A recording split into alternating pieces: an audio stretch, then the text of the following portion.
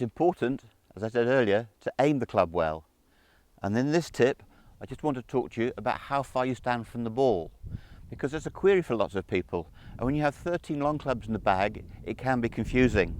So let's just look at 3 clubs. Let's look at the driver, the 6-iron and the sand iron. You can see that they come to different heights. The driver is the highest, the 6-iron's in the middle, and the butt of the sand wedge is the lowest. You can also see that because the club is longer, I'm different distance from the ball. So with any club, just use this simple ritual.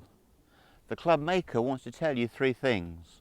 When you rest the club on its bottom, you know the height of your hands. This would be too low with the toe in the air. Also, if the toe's in the air, you'd be too far from the ball. So the beauty is, when you put the club behind the ball, resting on its bottom, you now know the height of your hands and the distance your hands are from the ball. But that leads to the big one, and that's the posture or the angle of the spine. So let me show you sideways on.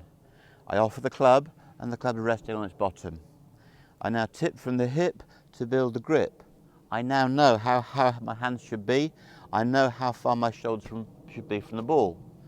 But you can see that as I do that, as I lean forward to build my grip, my body angle is determined, and now I plant my feet. So those are the 3 key things the club maker wants to tell you. He wants to tell you the height of your hands. He wants to tell you how far your hands should be from the ball. And of the 3, this is the biggest and most important. The club maker is determining the angle of your spine. I will lean the least with the driver, a bit more with the 6-iron. I will lean most with my sand iron. So you can't have the same posture for every club in the bag. You've got 13 clubs, and the DNA of your swing is in the club itself. So there we have it, height of hands, distance from ball, and most importantly, the angle of your spine.